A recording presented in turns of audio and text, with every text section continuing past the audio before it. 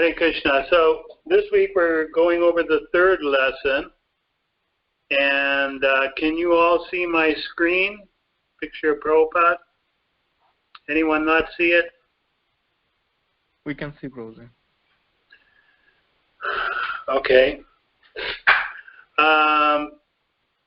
I hope everyone's able to get on the Google Classroom. We spent some time last week trying to explain how it works. Some of you seem to be a little bit just trying it out or something. So if it's still a little unfamiliar with you, send me a message and we can go over it, and so that it'll work for you.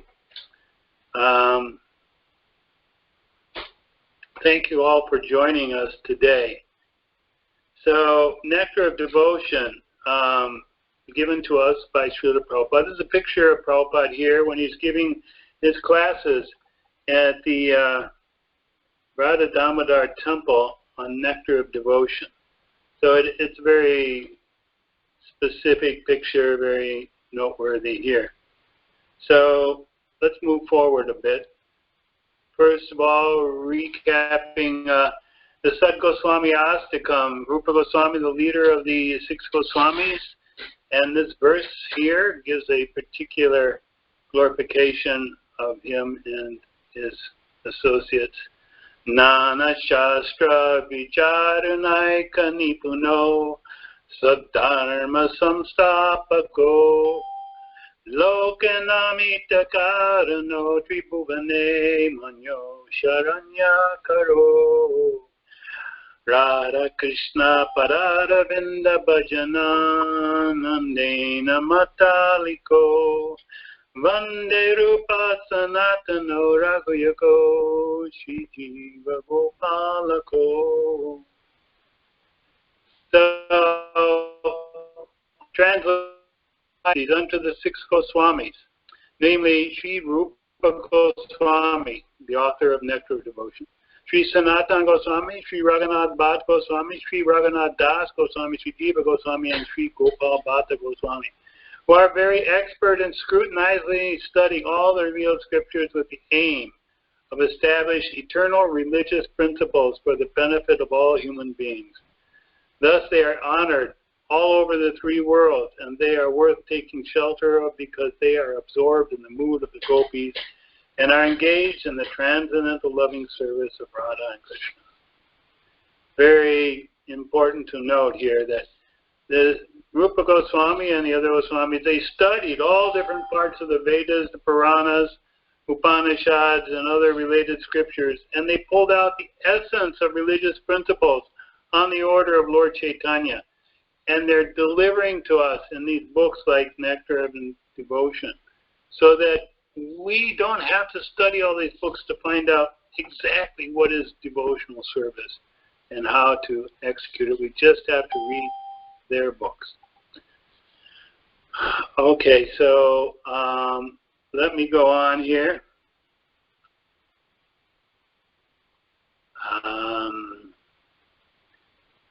This is from last week. We remember this definition. Anya vilasada sunyam jnana karmadi anavritam anukulena krishnanu bhaktir uchyate uttamam. So here, jnana karmadi. Jnana means monistic or impersonal philosophy. Karmadi, fruit of action. So none of that is part of devotional service. No material desires. This is talking pure devotional service. It has to be favorable to Krishna, the way he likes it, connecting with Krishna or Krishna's pure devotees. That is first class service. So when first class devotional service develops, one must be devoid of all material desires, knowledge obtained by monistic or impersonal philosophy, and fruit of action. Devotee must constantly serve Krishna favorably as Krishna desires. So, another definition, sarvapadi vinir muktam, tatpadatvaina nirmalam, hishikena hishikesha, sevanam bhakti-ruchyate. Bhakti, or devotional service, means engaging all of our senses in the service of the Lord. So all of our senses. The Supreme Personality of Godhead, the master of all the senses. So he is the master. When the spirit soul renders service unto the Supreme, there are two side effects. One is freed from all material designations, and one's senses are purified simply by being employed in the service of the Lord. So this is a meaning and result of pure devotional service. So this is continue the recap. From last week, we explained the meaning and the objective of Bhakti-rasāmṛta-sindhu, why Rūpa Gosvāmī wrote it, and what is the meaning of the words Bhakti-rasāmṛta-sindhu. That we're talking about Vrindavan Krishna, Akila Rasamrita Murti. And then we presented an overview of what is covered in Bhakti-rasāmṛta-sindhu, very, very briefly. All the different topics. So, specifically last week we explained in detail what is the definition of pure devotional service in reference to Swarup and Tatashta Lakshana. So, Swarup, primary characteristics, Tatasha, secondary characteristics. And we discussed examples of the pure and mixed devotional service. So, can anyone say what Swarupa means?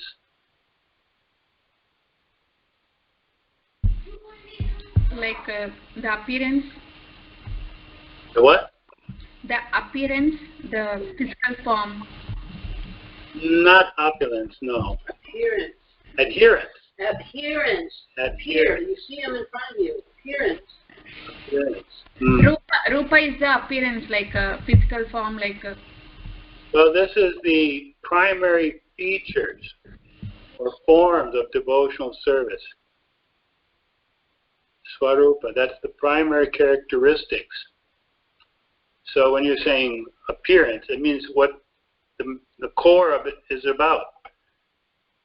And that is, it's without any desire, and it's pure, unmotivated, and uninterrupted. Tatashta Lakshana, additional characteristic, means, that we're free from jnana and karma. And then we gave different examples of pure and mixed devotional service.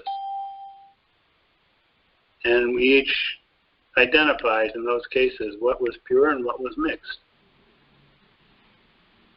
So let's keep going. Any questions from that previous part? Pure devotion in the first chapter is listed, it talks about 6 characteristics of pure devotional service. So in anything that, especially something wonderful and valuable, there's characteristics which identify that this is what you got and not something else. So in particular, there is a verse from the original book, Bhakti-rasāmṛta-sindhu, which Nectar Devotion is a condensation, English for. Kleshagni subhada moksha lagu takrit sudurlabha sandrananda visheshadma Krishna karshani chasa. Okay. And what does that mean? Kleshagni.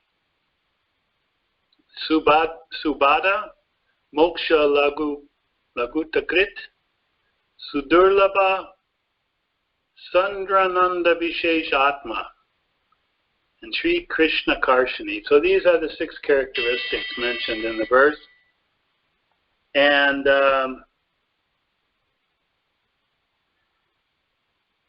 what do they mean? Well, Kleshagni. Your devotional service gives relief from material distress. I think we can all understand what that means. Shubhada gives attainment of all auspiciousness. In other words, devotee's life becomes full of auspiciousness and good qualities. Moksha Lagutta Krit. Pure devotional service derives even the happiness of liberation. So, other people who promote liberation, or Buddhists, Buddhists, that whatever they hope to achieve at their highest pinnacle, devotional service is far, far beyond that. There's no comparison to whatever tiny little happiness there is of negating the suffering of material life. This is not beginning to even touch the experiences of pure devotional service. And then, Sudurlabha. Pure devotional service is rarely achieved. Interesting point, because when one attains pure devotional service, in its essence, one is able to interact and control Krishna. And Krishna does not give that out very easily. He's very hesitant to give someone such an intimate relationship.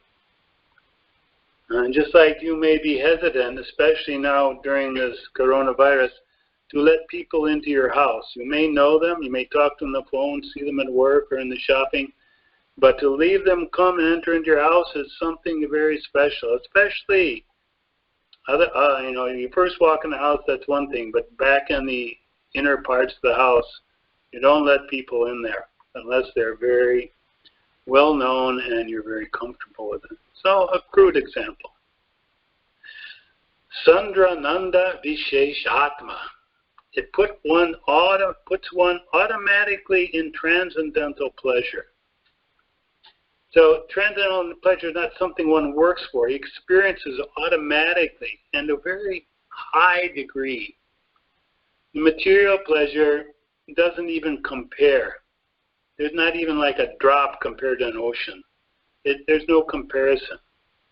So transcendental pleasure is very, very high, and it puts one immediately in that mood. And finally, Sri Krishna Karshani. This is the only means to attract Krishna. There's no other thing you can do, no other process that will attract Krishna himself. Not possible.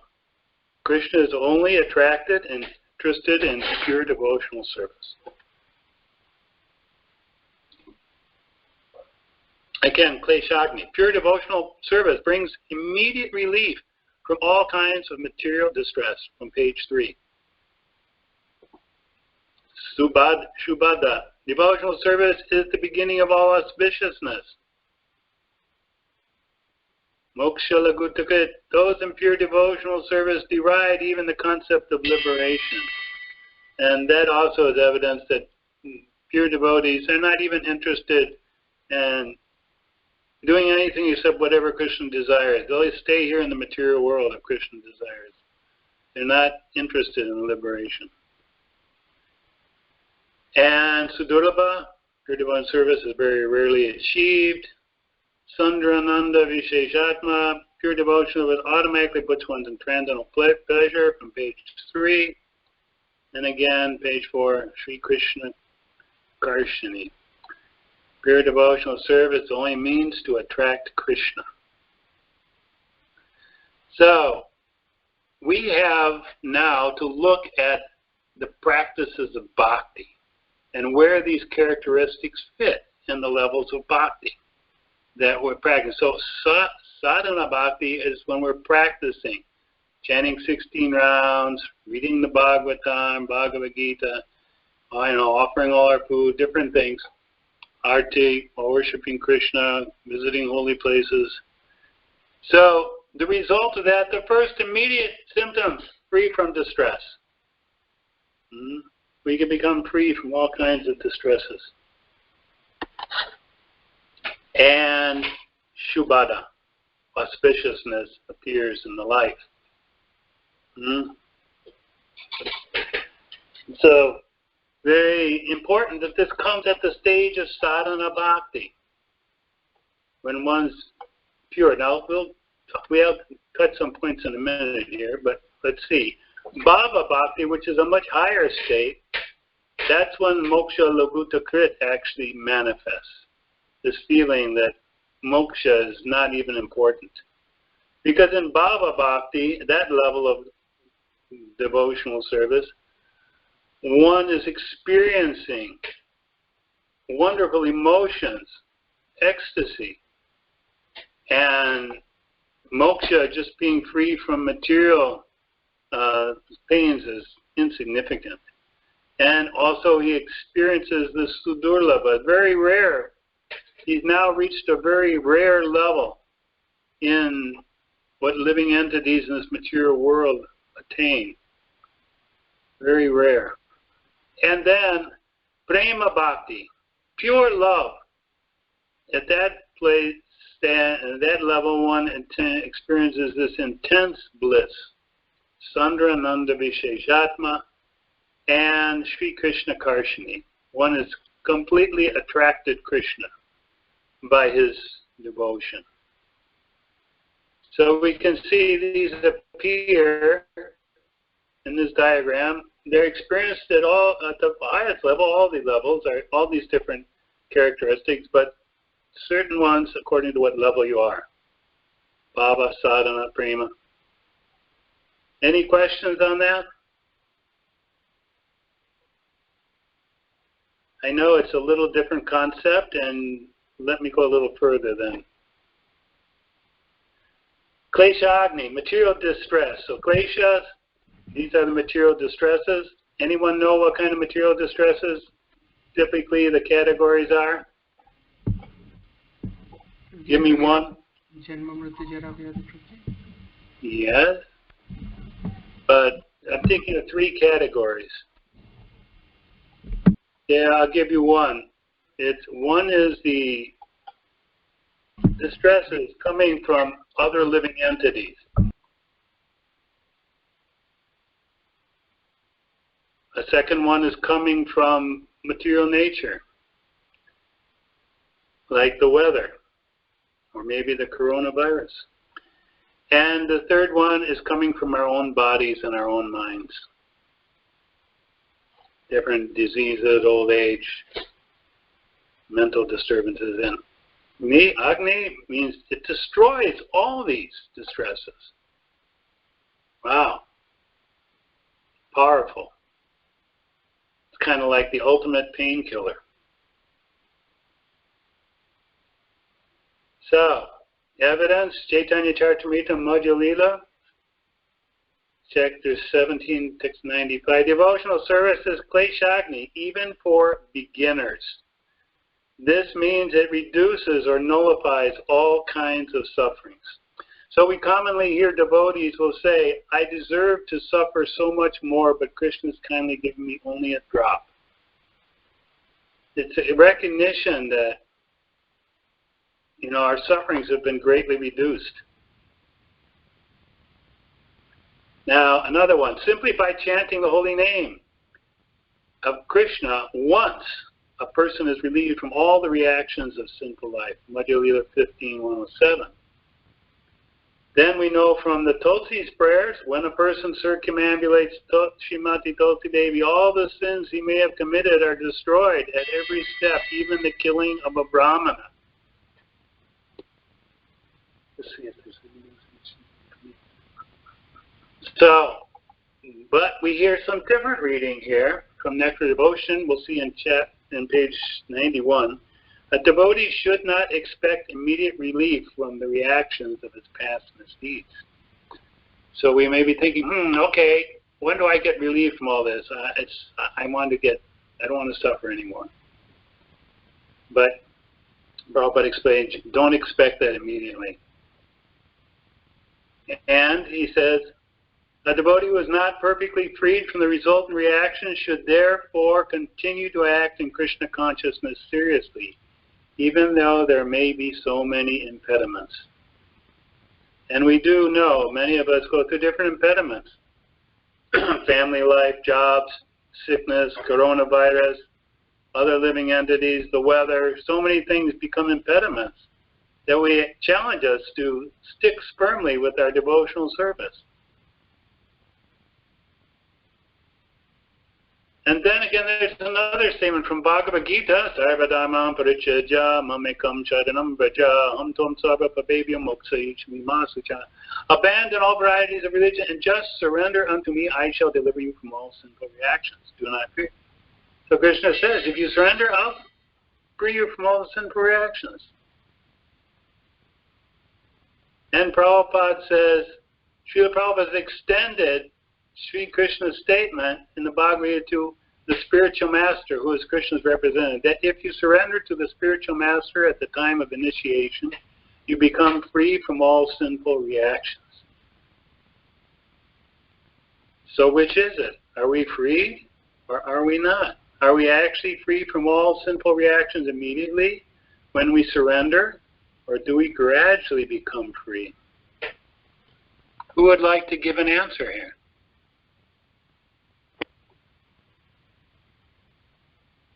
You've heard different statements and they don't all agree. It depends upon the level of surrender. This is Kumar Prabhu. So Okay. if we fully surrender and if you totally feel that your sinful reactions have been forgiven or taken care of, then it is. But if we ourselves don't surrender fully, then to the extent that we surrender, it is we become free, but otherwise it will keep on. That is just my understanding, Prabhuji.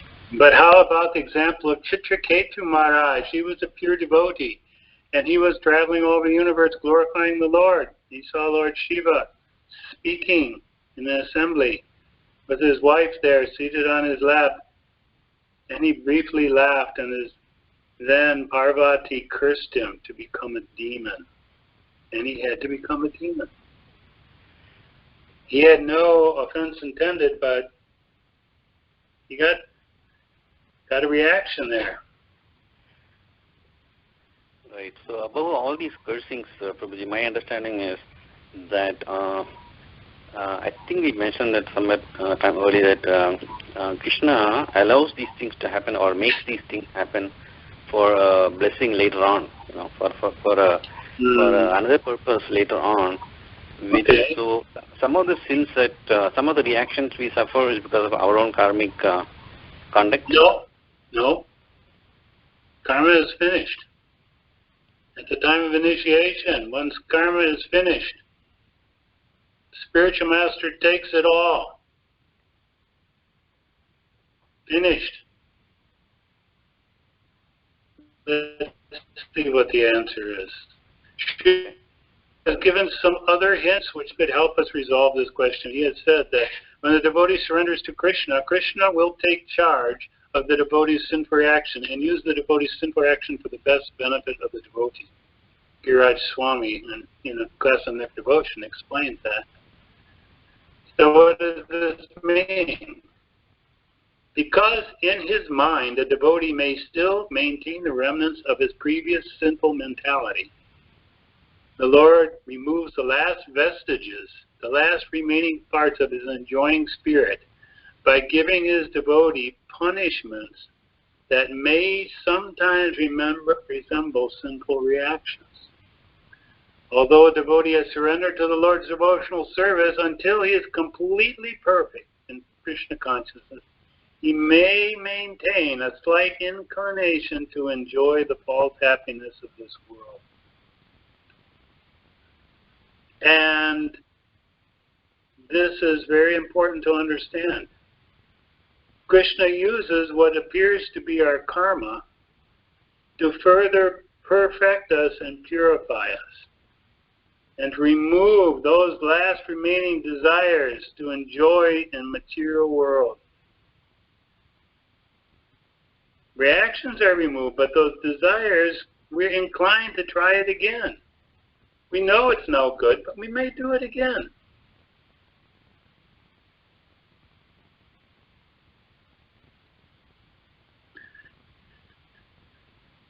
So, therefore, creates a particular situation to eradicate this remaining enjoying spirit. This unhappiness suffered by a sincere devotee is not technically a karmic reaction. It is rather the Lord's special mercy for inducing his devotee to completely let go of the material world and return home back to Godhead. From Srimad Bhagavatam, 10th Canto, 14th chapter, text 8, purport. So, Krishna wants to completely remove our enjoying spirit. Do we have still an enjoying spirit? I'm afraid we mostly do. It's not given up so easily. We're a little stubborn. And that is why association is so critical. If you're associating with those who are thinking they're this body and enjoying the material world, we're going to be contaminated with that spirit. And it's going to be very difficult.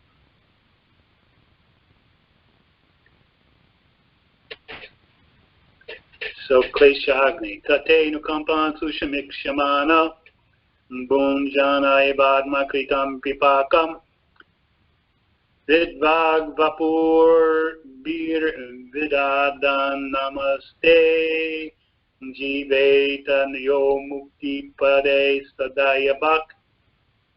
Now here's the translation. My dear Lord, one who earnestly waits for you to bestow your causeless mercy upon him, all the while patiently suffering the reactions of his past misdeeds and offering you respectful obeisances with his heart and words and body, is surely eligible for liberation, for it has become his rightful claim. So this doesn't conflict with the previous quotes we had, but this really saying that devotee's mood is tolerating these difficulties and continuing to focus on worshiping Krishna with his heart, words, and body. That is the mood of the devotee. He's not upset with Krishna. He's not confused. He just goes on with his devotional service in spite of all these things that he's experiencing, which may not be very nice.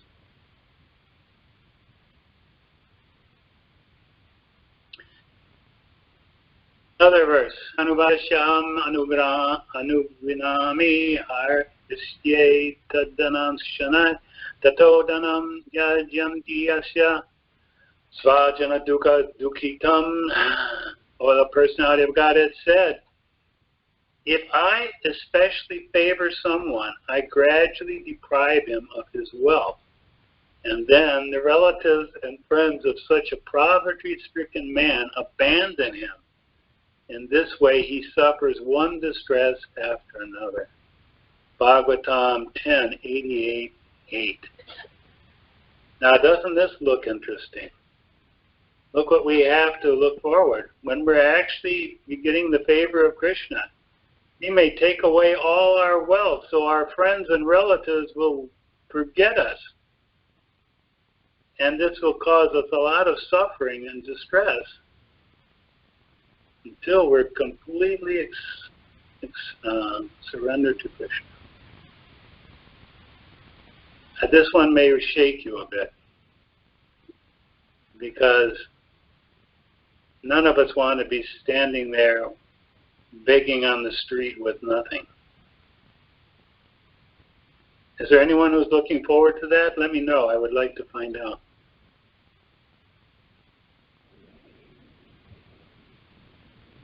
This is Prabhuji, I have a question. Who is it? I have a question. Okay. Can I ask now or later? Yeah, you can. Yeah, let's take it. Mm-hmm. So as you said, as you rightly said, that none of us is looking forward for this. But I say, oh, I want to become a good devotee, a pure devotee. At least that's the goal. But not being ready for this, so isn't that duplicitous? That on one hand, I want to say I want to become a pure devotee, but I am not ready to, like for this. So how can I trying to understand this better? Well, first of all, ask yourself, do you want Krishna's special favor? This may be it. You know, it's very difficult. And I have seen devotees that have gone through this challenge. And it is very difficult. Sometimes he takes away health instead of wealth. Sometimes family members get taken away. It's very difficult. And how are we to understand if we're pure or get motivated to continue on? That was the previous verse. No matter what I'm experiencing, what difficulty, I'm not going to give up my devotional service to Krishna. No matter what my experiences are, good or bad. I'm convinced. So I may not be looking forward to an experience of Krishna taking everything away, but Śrīla Prabhupada gives in his own life as an example, that he was a businessman and he was working and he had a successful business and he was hoping by that business to become very rich and then use that money for preaching. And instead, the more he was preaching, the more the business went down. And then one time he went traveling, and the servants and other members of the business stole away all the money and all the goods, and he came back and the business went broke. And Prabhupada looks back and seeing that this was Krishna's blessing. What did he have to do after that? He took sannyas. But taking sannyas was very easy after that. There was nothing to be attached to. It was all gone. So, is it difficult? Yes.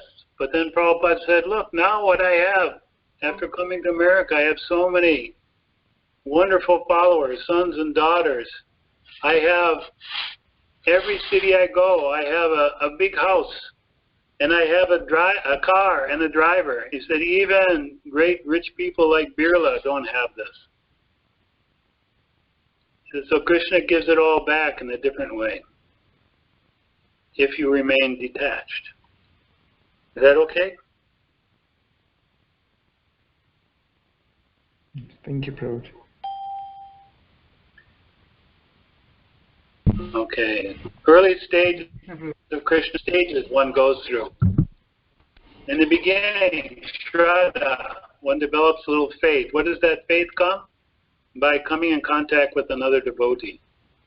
And by their chanting of the holy name, which instills faith, by hearing some scripture, by hearing the words of a devotee, one gets a little faith. Oh, maybe I should find out what this is all about.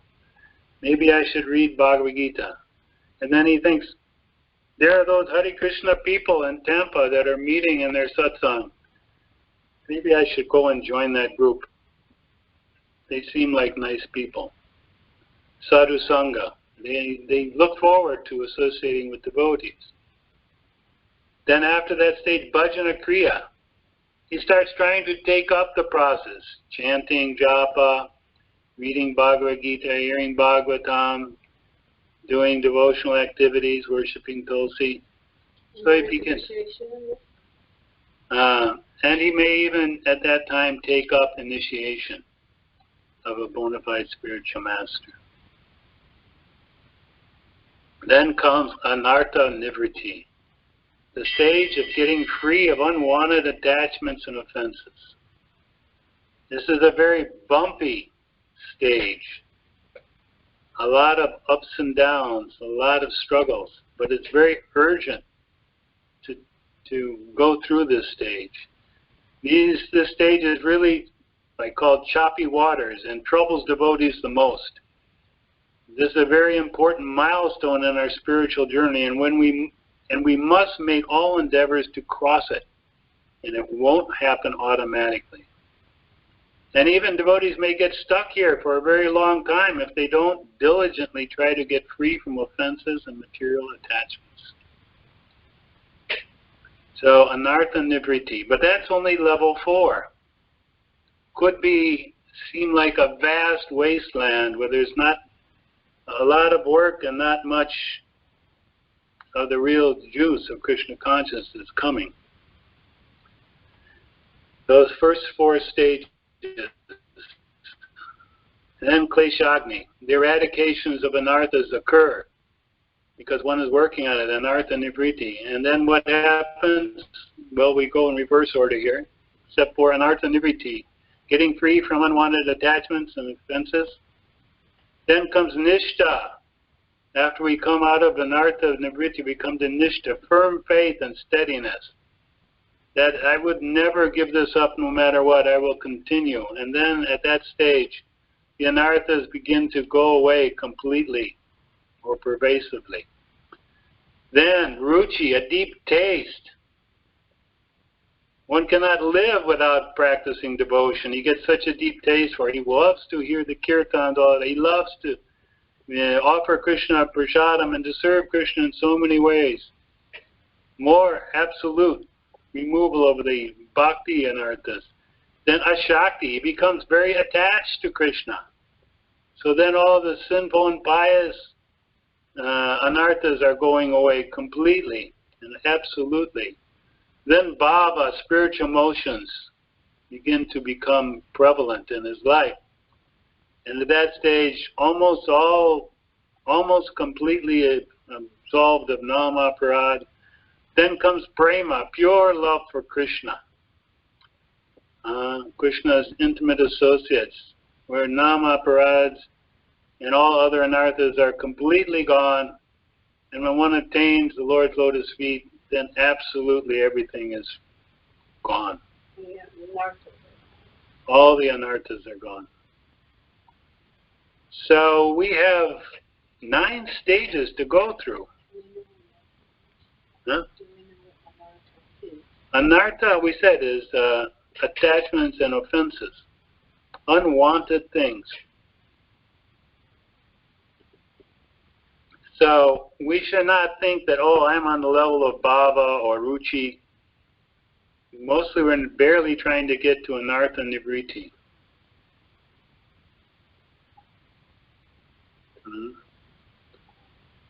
So,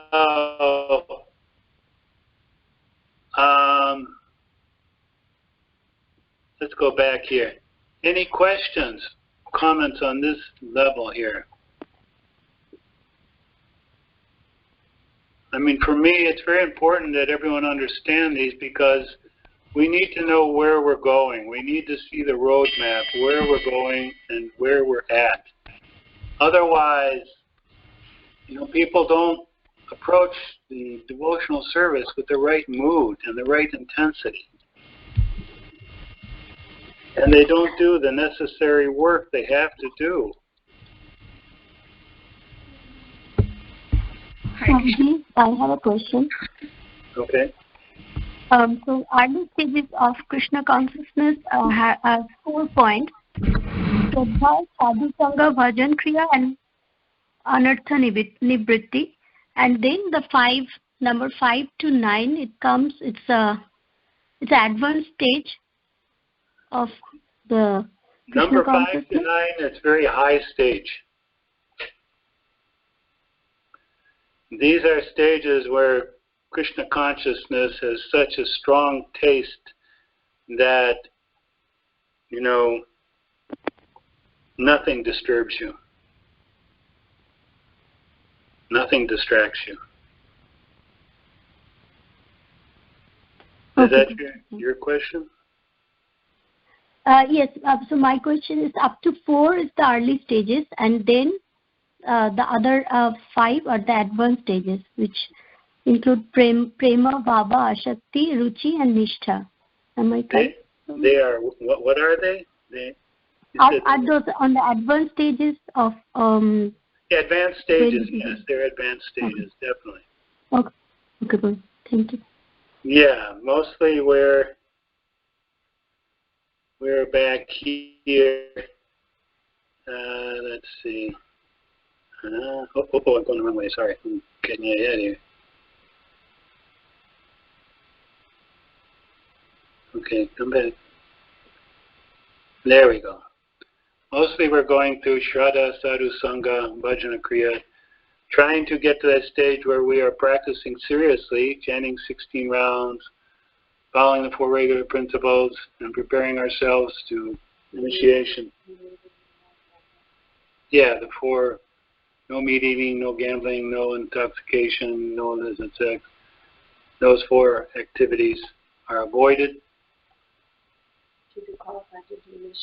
so that one can take initiation from the spiritual master. And as long as our karmas is still not completely cleared out, we can't make much progress. We're still locked up here in the material world. More questions, comments? So Prabhuji, these anarthas, we have kama, krodha, moha, lobha, and all those, lust, anger, desire, greed, and all those. That's a few of them. That's just a few. So will we be going over all the anarthas, and or more important, how we can overcome each one of them? Yeah, we will go over according to Nectar Devotion, and there's other books that give other information too. Okay. And we should take note carefully of all those descriptions, all the different anarthas. Okay. There's even anarthas that come from practicing bhakti. Hard to understand, but yes, in the practice of bhakti, things may give rise to anarthas. We'll see that in a minute. Anything else? Usually in the Nishtha stage, it says Namaprata Parvesiv. So, is that... Pervasive means pervasively, they're basically, you don't see them anymore. It's kind of levels of completeness. Anartha Nivritti, you've gotten rid of them when you come out on Anartha Nivritti, but still there may be some tinges of, and we'll see some levels here that comes in later. So let's...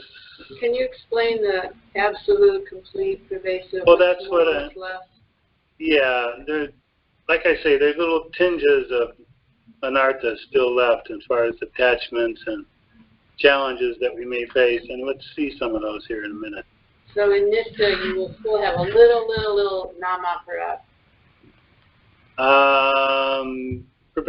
Basically no, but there's a tendency you may be doing something unknowingly or whatever.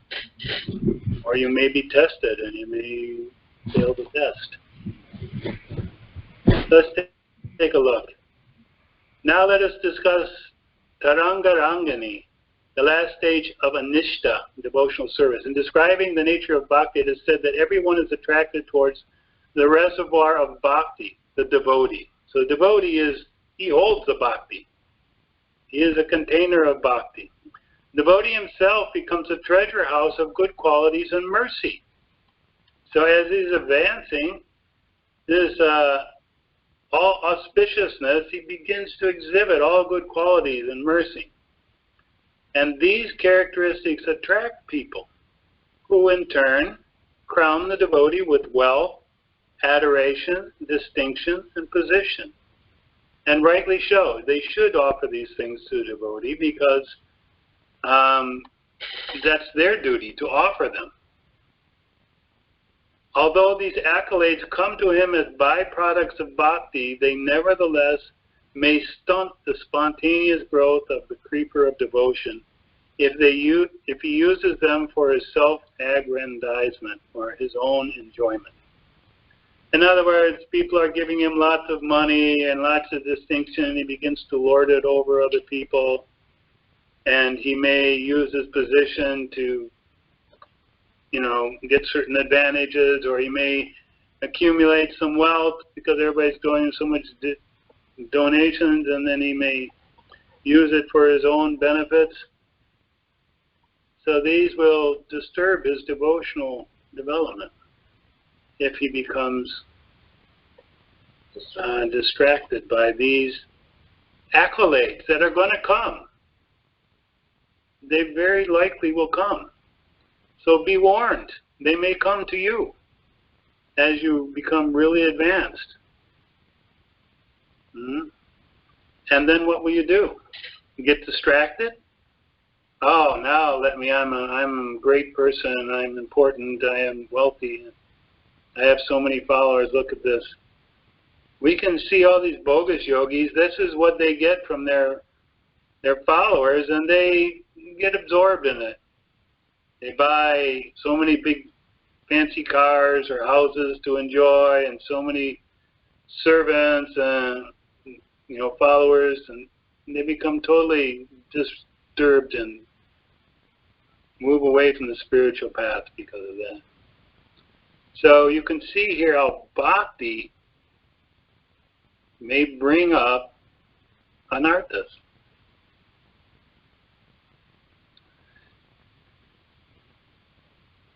So let's go to a different topic. Kleshagni, 3 causes of suffering. Kleshas tu papam tad bijam avidya cheti te trita. And what are these? Avidya, ignorance. This is the root cause of suffering. So we're going back to this first result of pure devotion, the eradication of our suffering. But what is suffering caused by? First, caused by ignorance. What is that ignorance? Anyone can say?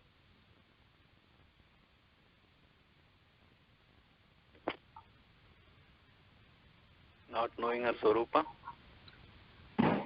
Not even that. Lack of knowledge. Knowledge of what? About the God. Okay, but even more basic than that. Not following Shastra Guru rules. That he is the spiritual soul. That's it. He identifies still with the body. That's the root cause. And because of that, what happens? Bijam, material desires. Let me do this to enjoy and do that to enjoy. They start accumulating in his fruitful brain. And then what happens? He's got these desires. He performs, he acts on them. Sinful actions, papam. And from that comes suffering. Once he does the sinful actions, he gets suffering. Starts with ignorance. 2 kinds of sinful actions. Aparabdam vabed papam. Parabdam cheti tad tvida. Bhakti-rasāmṛta-sindhu. Aparabdam, immature, unmanifest. And parabdam, mature and manifest. Prabhupada uses a great example. He talks about like the thief. He steals something, and he thinks he's got away with it. So, aparabdam, he's immature, unmanifest result. Then the policeman does his research and finds out the criminal and arrests them. Then parabdam, mature. The reaction comes, he's arrested and put in jail. So there's reaction that is unmanifest, and then it's manifest. But it's still there.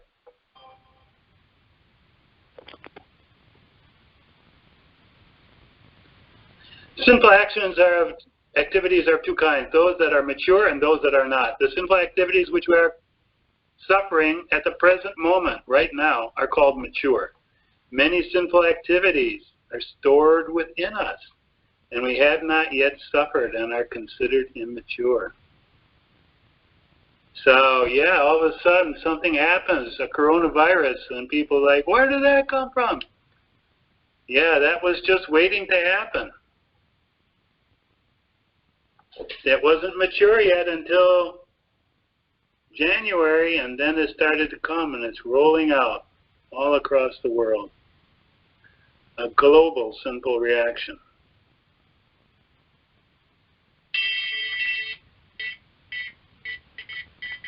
Then, destroying prarabdha, or manifest reaction, a verse here.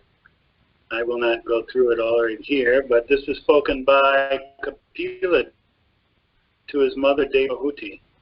And I highly recommend reading those instructions from the 3rd canto. Even a person born in a family of dog eaters, and maybe in China they had, you know, lizard eaters and whatever else, rat eaters, and bat eaters, becomes eligible to perform Vedic sacrifices if he once utters the holy name of the Supreme Personality of Godhead, or chants about him, or hears about his pastimes, offers him obeisance, or even remembers him. So when we're out there in front of Patel brothers and we chant or we give somebody a Bhagavad Gita and we explain Krishna to them, immediately, if they say Hare Krishna, which we should ask everyone to say Hare Krishna, they may become ready or qualified to perform Vedic sacrifices. Amazing statement by Kapila Dev. My dear Uddhava, devotional service unto me is like a blazing fire which can burn into ashes unlimited fuel supplied to it. From the Bhagavatam, 11th canto, 14th chapter, text 19, and also listed in our Nectar devotion reading for today. And then, aparabda palam papam kutam bijam, this is our verse talking about the stages. Kutam bijam palam mukam Kramenaiva praliyeta Vishnu Bhakti-rasāmṛta-sindhu. Persons who are completely engaged in devotional service of the Lord Vishnu, the personality of Godhead, become completely extinct from all sorts of vicious reaction, either potential, germinating, seedling, or current by a gradual process. So those who are completely engaged in devotional service, all these different steps of reactions. It's in a seed, potential, germinating, it's starting to sprout, seedling, it's already growing, and current, the fruit is there, the bitter fruit. All are eradicated.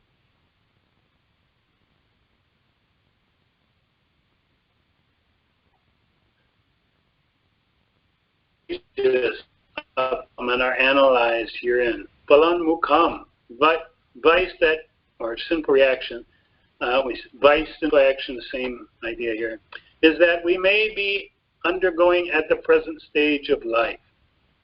So something we're experiencing now, let's say like the coronavirus, that's a reaction we're experiencing. Bijam is a reaction or vice that is in the seedling process. It's coming. Like we got notice in December and January. It's coming. Kutam, prior to the stage of Bijam, it's germinating. So maybe that was, October, November. Aparabda is the fountain source of all, and from this storehouse of vicious, called sinful life, all other stages develop. And all these stages of vicious, sinful life become at once switched off by the adoption of devotional service.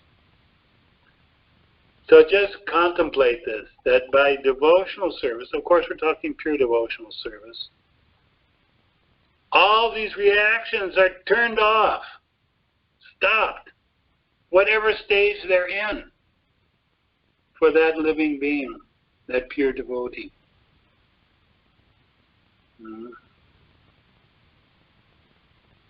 Very powerful. And this is what we're trying to do. This is the process we're following. Devotional service, Krishna consciousness.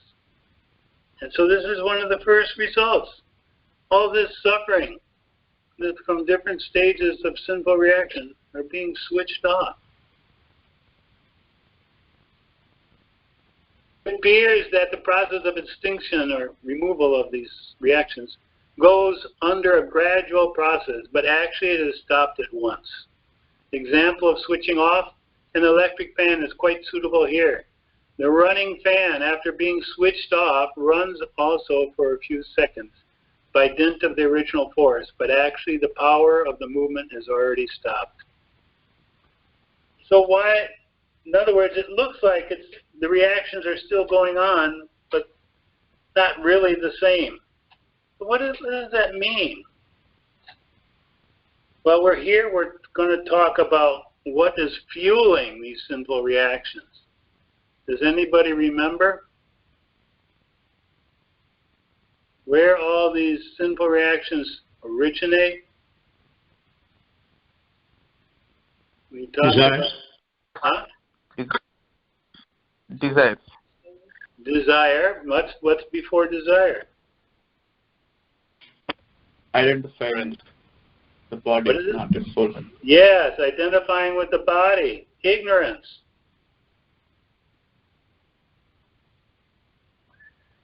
And because of those desires, those are the seeds that are sowed by that ignorance. So those seeds are all finished now, and there are not going to be new ones sprouting again and again. If we study the ordinary people in Kali Yuga, they have a huge stock of sins. And some of them are germinating, and some of them are sprouting, and some of them are now giving fruit. And they're suffering. So the ordinary living entity, and then what happens? There's another interesting result. But first we'll talk about this. During the time of initiation, devotee is completely free from all sinful reaction. Completely free. The spiritual master takes all the reaction of his sinful life. Prabhupada spoke in Australia on a morning walk in 1975. But what happens if they commit the offense again? They commit a sinful activity. If a devotee again takes up sinful actions after that, the spiritual master must suffer the reactions. So by our committing sins after initiation, we're forcing the spiritual master to suffer. And we can see an example of that in Jesus Christ. And he was taking on the sinful reactions of so many, and therefore he was put on the cross. Prabhupada said, a sincere follower of Jesus doesn't like to see him suffering like that. And he will not sin anymore because he doesn't want his spiritual master to suffer. He has that kind of love and devotion that he doesn't want to see him suffer, not because of his own actions. So very important to understand the significance of initiation. The spiritual master has agreed to do something that no one else can do, to take all of the sinful reactions away, provided you have to surrender completely to him and follow his instructions. This is not some ordinary relationship. The spiritual master is someone sent by Krishna to help us go back to Godhead. And therefore he is no ordinary person. And he must be worshipped the same as Krishna because of his exalted position, although he's not Krishna. Yet as much as the viceroy is a representative of the king, in Indian history we know that if the viceroy is dishonored, the king is very upset. Or nowadays we'd have to say the ambassador. If a country mistreats the ambassador of the United States, will the United States say, oh, well, too bad, the guy's going to have a hard time? No, they'll take it practically as an act of war. You disturb somebody who is so near and dear to us, our representative, you must be punished. So very important. And here's another little chart to see. From sinful action, there's unmanifest on the left, aparabdha reactions that may later manifest in the form of physical or emotional suffering. And then the unmanifested reactions can also produce indirect suffering by what? An inclination to sin again.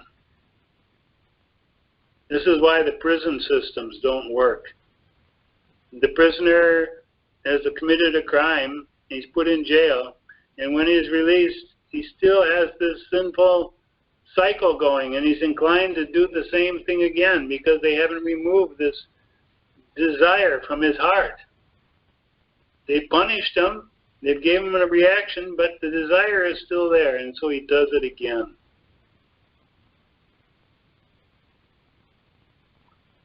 So sin, unmanifest reaction, then it gradually becomes manifest. And then on the other side, kutam, it produces a propensity to do the same thing again.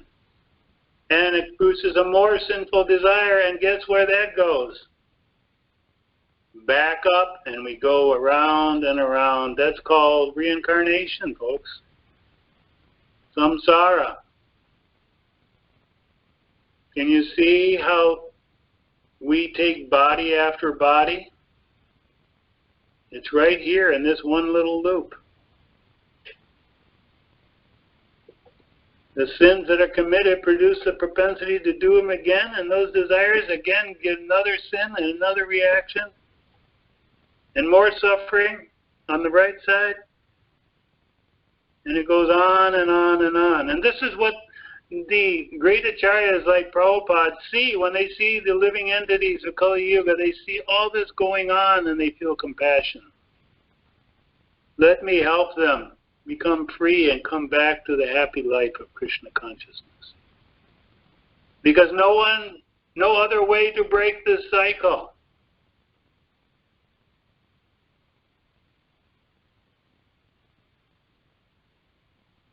So again, here we have another diagram. You see ignorance feeds this cycle. First sinful desire, then sinful action, unmanifest reaction, and then sinful disposition. And it creates more desires, more actions, more reactions. And those reactions on the bottom give a reaction, different kinds of suffering. So the middle section is called samsara. And the lower section, that's called the sufferings of material existence.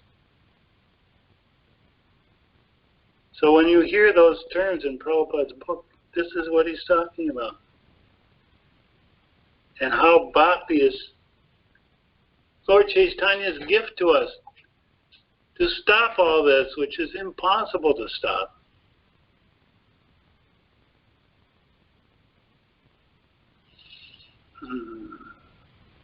So bijam, material desires, although one may neutralize reactions of simple life through austerity, charity, vows, and other things, other methods, these pious activities cannot uproot the material desires in one's heart.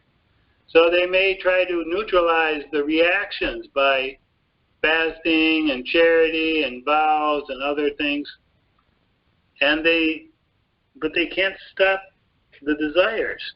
However, if one serves the lotus feet of the personality of God, he immediately is freed from all such contamination. On the Bhagavatam 6:2-17. Material desires, two examples Prabhupada used to describe the failure of the other processes to free one from material desire. Let's look at one of them. Sinful desire seed can be removed only by achieving Krishna consciousness, and this can be accomplished very easily by chanting the Hare Krishna mantra or Hare Krishna, as recommended by Sri Chaitanya Mahaprabhu from Nectar. The bhaktas, by their transcendental devotion service unto the lotus feet of the Lord, become so overwhelmed with transcendental bliss that automatically their desires for material enjoyment stop. Of course, that's kind of up there in the Shakti and Bhava stage. Desires for fruitive activities are strongly rooted, but the trees of desire can be uprooted completely by devotional service, because devotional service employs superior desires. Does anybody remember a verse about this superior desire from the Bhagavad Gita? Maybe Shubha Vilas can give us that verse, unless someone else can remember it.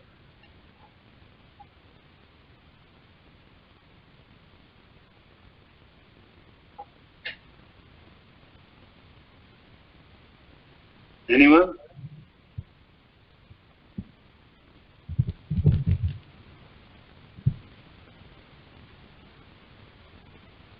No? That one can give up these lower experiences, lower desires by getting a higher taste. Yes, that's the Param Drishtva verse. Yes, Param Drishtva Nivartate. That these, it's very difficult to give up these desires, but by tasting a higher taste, one can give up these lower tastes for these lower desires. So we have to continue to flood ourselves with a higher taste of devotional service, which Krishna gives, that higher taste.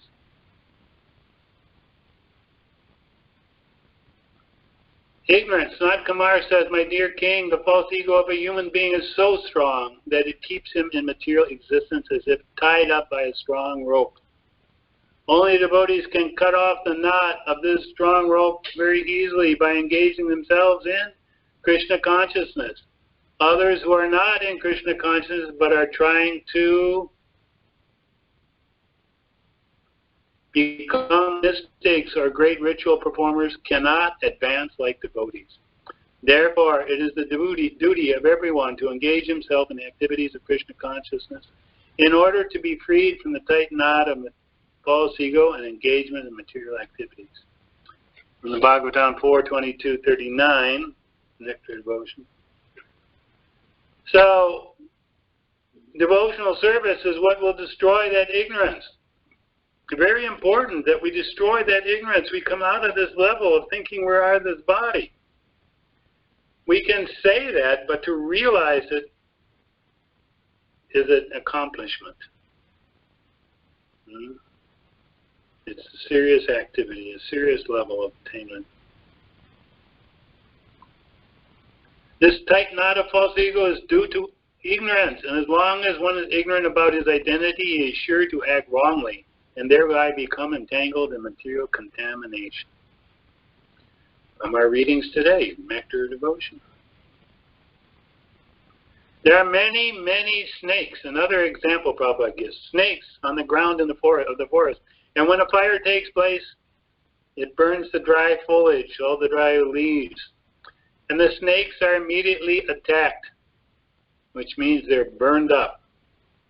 Similarly, the blazing fire of Krishna consciousness is so strong that the snakes of ignorance are immediately killed. So as we take to Krishna consciousness, we're going to get all our ignorance removed.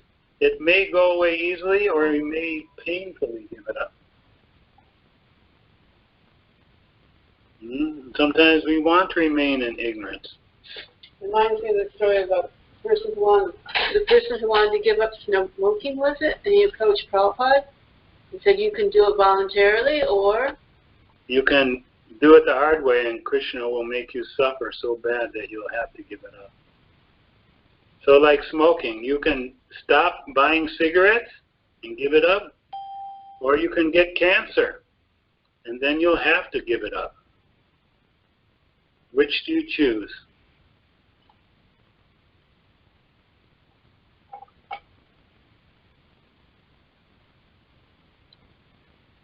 So, as we're going to get back into this overview, simpler actions. Start with, there's prarabdha, immediately manifest, aprarabdha, unmanifest, and these are the descriptions, the verses where these things are, what those are described. 4 stages that with sin are vanquished, 4 levels of sin, stages of sin. Bijam, material desires, talking about the Ajamil story, and the elephant bathing. Elephant, you know the elephant bathing? Elephant goes and takes a nice bath in the river, and when he gets out, what is the first thing he does? he throws dirt all over and dust all over his body again. So this is material desires.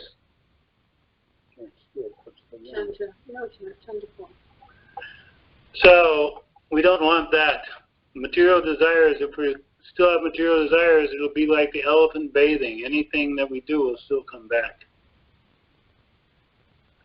Avidya, ignorance, Srimad Bhagavatam, different ideas, analogy, blazing fire, killing the snakes of ignorance.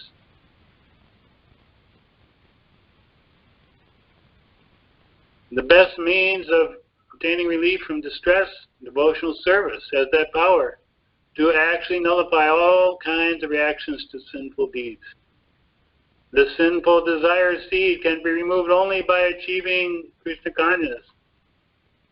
And again, Krishna consciousness is so strong that the snakes of ignorance are immediately killed. It is the only process that can counteract all three causes. So, any questions so far on this? So, Prabhuji, we are saying that everything is because of avidya, which is identification with the body. As you mentioned, Prabhuji, just knowledge. We have knowledge right now that we are identifying with the body. That is the problem. But well, the question is, what kind of knowledge? There's two kinds of knowledges. There's jnana and there's vijnana. So jnana means like theoretical knowledge, and vijnana means practical, realized knowledge. So the example is given that you can tell a young child, don't put your finger in the candle flame. You'll get burned.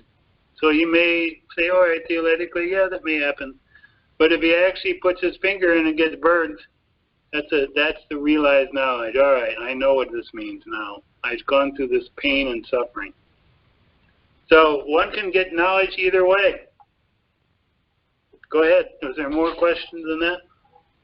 Yeah, no, I was just saying that we have this jnana. We're at the jnana point where theoretically we know we are not really understanding what it means that we are Atma. We are still thinking we are, body or mind.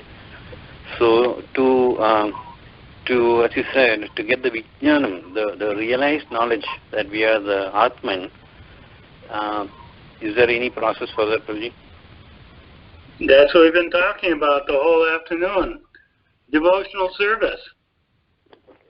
Just take your devotional service so seriously.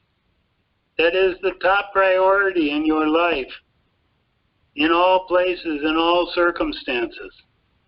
And I don't just mean chanting. I mean chanting, reading, offering your food, cooking for the Lord, making garlands for the Lord, worshiping in the deity in the home,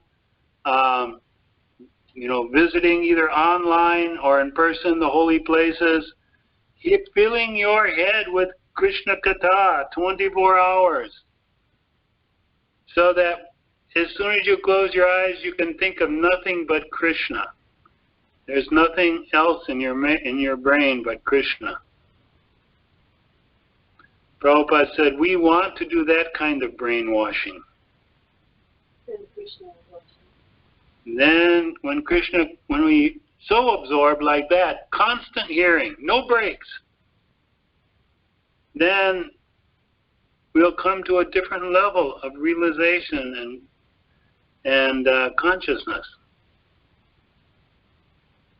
So it's Krishna consciousness not meant to be a compartmentalized, 2 hours here, 1 hour there, 10 minutes there. It is a 24 hours a day practice. That is what Krishna consciousness means. It means you're constantly conscious of Krishna. Conscious means constantly engaging in His service.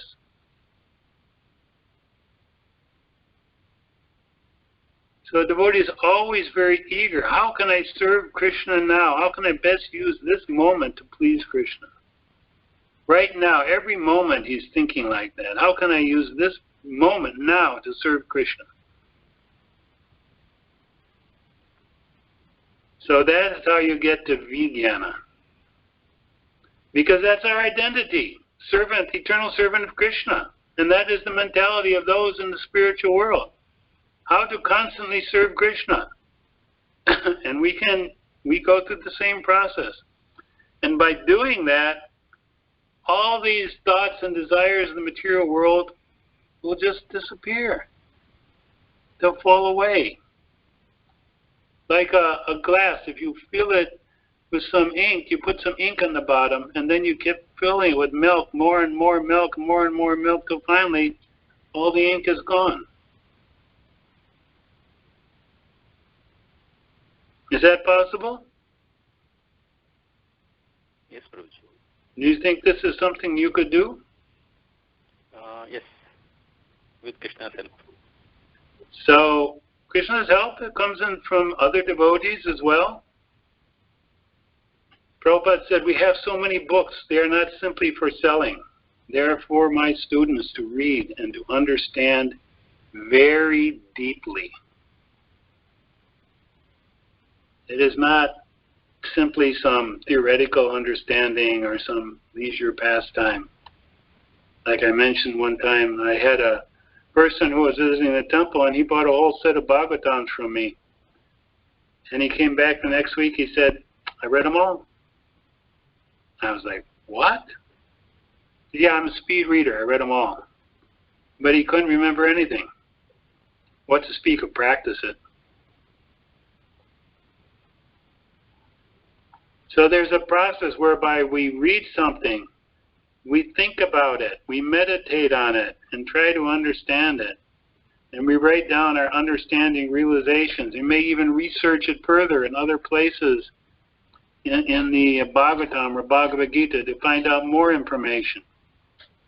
Like last night, I was reading the story of Jada Bharat. I don't know if any of you have come to that in the Bhagavatam class yet. Jada Bharat was previously Maharaj Bharat, who came to a very high level. He was the son of Rishabhadev, incarnation of Krishna, and he was directly instructed by Rishabhadev, and he had a very exemplary life as a king, and then he retired and he went to live in the forest, and he was practicing devotional service, and so deeply was he doing it so successfully that he was like full of this bhava all the time. But by circumstances, he became attached to some orphan deer, little baby deer. And gradually it diverted his whole consciousness till he thought of the deer instead of Krishna. And he started neglecting chanting his rounds properly or even doing arti properly. And then he died thinking of the deer, and guess what he became next? Anybody know? A deer. Yes, he became a deer. Whatever you think of at the time of death, that should become. But he was, in a way, blessed in that deer body. He could remember his previous life as Bharat Maharaj, and can you imagine how that made him feel?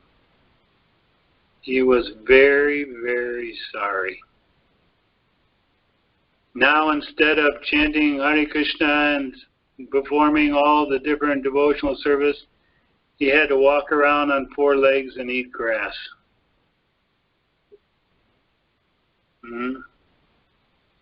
Instead of taking baths so many times a day, he had to just walk around and pass stool wherever he was.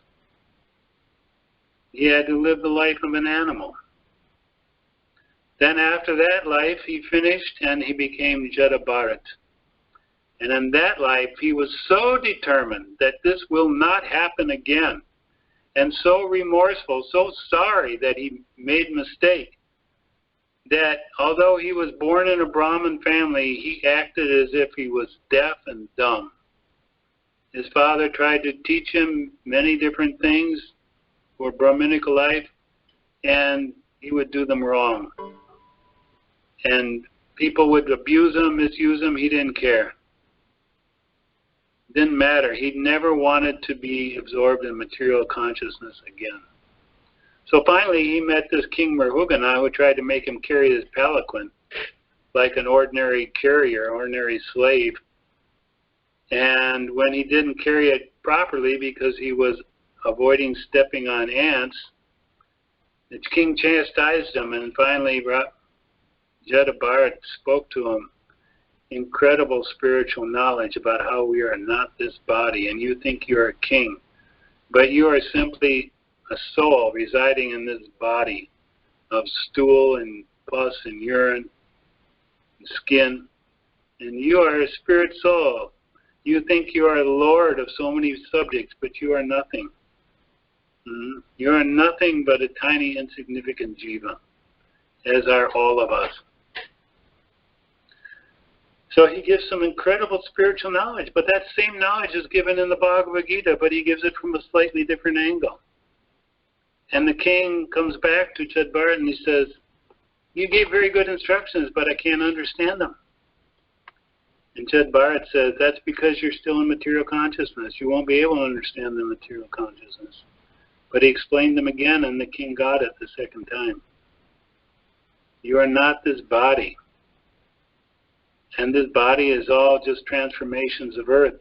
But that's not us. The soul is completely separate, detached. The soul is not fat or thin, young or old, sick or healthy. The soul is eternal, meant only to serve Krishna. So study those things and study in relation to the Bhagavad Gita and other places where it's given. Try to understand it from so many different angles, because we're the ones that are going to benefit. No one else. We're going to, first, if we don't benefit, how is anyone else going to benefit from it? We're worried about us becoming devotees first. So, today we went over the 6 characteristics of pure devotional service and what stage they manifest. We talked about kleshagni, the different sufferings and sin. They explained the 4 kinds of effects of sin and how devotional service has the power to nullify all the sinful reactions. And we explained why devotional service is the best means of attaining relief from these distresses. So here's the concluding quote. Material contamination is very subtle. You don't see it happening. It's going on. Kind of like the coronavirus. You don't see it's out there hanging in the air, and then you take in a couple breaths or you touch it and put it on your face, and now you got it. Its beginning, its fruition, and the results, and how one suffers such results in the form of distress. How much distress there can be from coronavirus are part of a great chain. And when one catches some disease, it is often very difficult to ascertain the cause of the disease. The practical injection to stop the fructification of the seeds of our sinful activities is simply engagement in Krishna consciousness. From Nectar Devotion, page 6.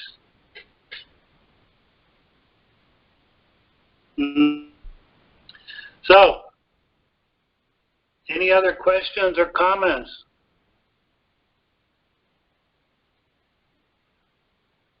This is your time to speak up. All are welcome. Hare Krishna, Prabhuji. It's very nice, wonderful class. Prabhuji, I have a question about, can you give some example of prarabdha and aprarabdha, the definition, how I can differentiate between the two? Okay, prarabdha, aprarabdha, let's get aprarabdha, unmanifest. It's like the thief who has stolen something, but he's not been caught. He's going to go to jail. He's done the crime, but he's not been caught yet. That's aprarabdha. It's unmanifest, the suffering. And then later when the policeman catches him and puts him in jail, that's prarabdha. To see the results are experienced. The suffering is experienced. You understand that now? Okay, Prabhuji. Yes, Prabhuji. Thank you. What else?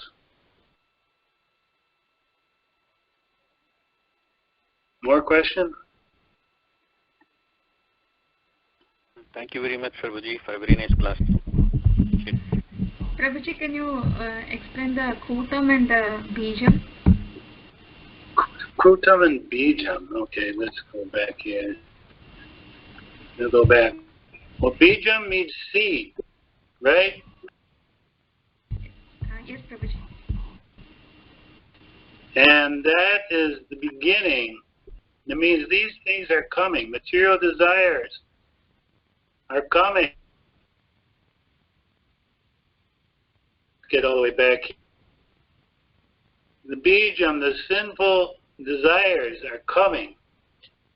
They're already in our brain. You're at home and you're thinking, I want pizza. Not you, but someone may think that way. Joseph. So then the desire is there. But then kutam means, like we say, sinful disposition. And that means, I really like pizza. It's been a while since I had pizza. Some more subtle. I know it's not good for me, but I thought it was fun last time I had it. I thought it was a good thing. Maybe I should just try it one more time and see if I can get it right this time. Instead of pizza, since we always offer it, why don't you use something that's a little more sinful? Oh, really? Okay, intoxication. Yeah. The alcoholic, that alcoholic, when he recovers, he knows that he cannot go near alcohol again for the rest of his life, or he will again start drinking, because he has a very strong disposition to drinking alcohol. It's almost like automatic. You put alcohol in front of him, and you might as well tell him to push a boulder up a mountain and to not take a drink. It would be easier to push a boulder up the mountain.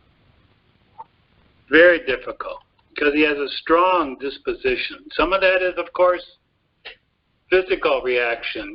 There's scientists tried to study what is these addictions, why people are... But everyone's addicted to sinful activities. Yeah, it kind of affects your brain. It changes your brain. Yeah, people say, yes, it's exciting, it's fun, it's kind. So does that give you a difference there?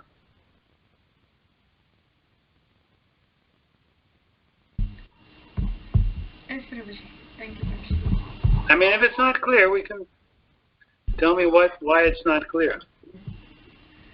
No, I was just thinking like the bijam is a seed, we all got a thought of doing some bad thing, and the kutam is before we get the thought something we are contemplating or we are thinking about that will give rise to the desire to do no, that. not exactly. See, bijam means you're meditating. Alcohol is so good. I need to have some. And the kutam can actually come from another lifetime. In the life previous, perhaps you were really addicted to drinking, so again, it comes up in this life as a disposition, as something that you would naturally be inclined to, just like an artist is naturally inclined to paint pictures. And this is the danger of all this cycle of sin, because this disposition is there, and it feeds us to go do it again. Lifetime after lifetime. It feeds it so strongly that people can't stop. I mean, you see Kali Yuga, what is it? It's full of people who are addicted to sinful activities in some of the most degraded ways. Isn't it? I mean, you see the stories, the news, the lifestyles of people. They're very sinful. And it's not just in America. Now it's spreading in India, isn't it? If you live in India, you're not exposed to all these things? Yes, that's true. You are exposed. Maybe only in the villages, maybe a little bit. But even there, people... They travel to the cities and they get everything with the internet and TV. Isn't it?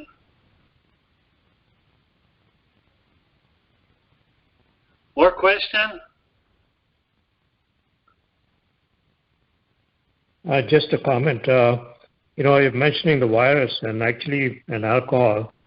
Because of the virus, actually the alcohol sales are really gone up.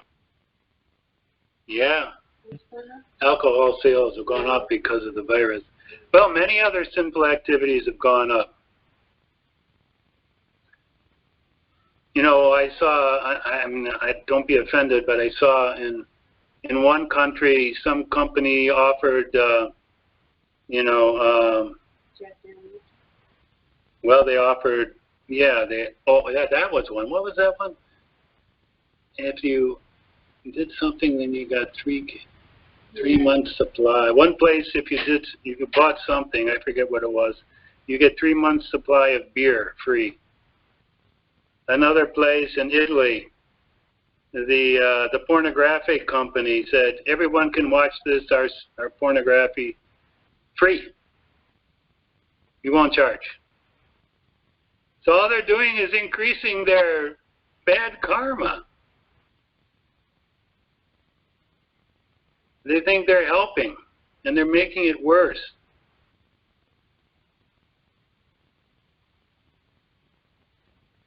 One man, he was a nurse, he got the virus from his girlfriend who was a doctor, so you know what he did? He strangled her to death. Incredible, Anyways, it just goes on the stories are unlimited here, how people are caught up in all this. But the point is for us, personally, how to use this knowledge now we have, and the knowledge about the power of bhakti. We should be full of enthusiasm now to hear and chant about Krishna without any break, to perform all kinds of devotional service that's pleasing to Krishna, to chant 16 rounds every day very purely because it pleases Krishna. We should be very enthusiastic for this because this is giving us what no other way is available. Relief from this cycle of sins and suffering. You have to end with something sweet. Yeah, you have something sweet? No, I'm looking. She made these wonderful sweet balls for Gorni Tai today with almond flour and peanut butter flour. We can make very special things for the deities, for Krishna, and offer them. Because we're cooking for Krishna, and then we do something nice and we offer to Krishna.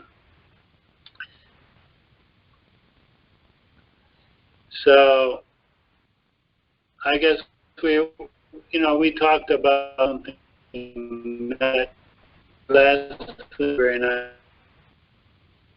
time. As I asked for 2 essays this time, because I think we talked about these sins and these stages of these results of devotion. And I think it's very important for us to know those things and to have a realization, a kind of a thoughtful understanding of them all.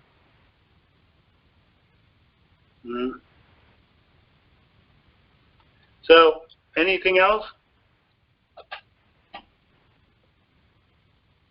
So again, something good to read or no? I don't know. You want to read something good? You have to end everything this week. She wants to. Oh, okay. This one be good. Let me see where it is defined here.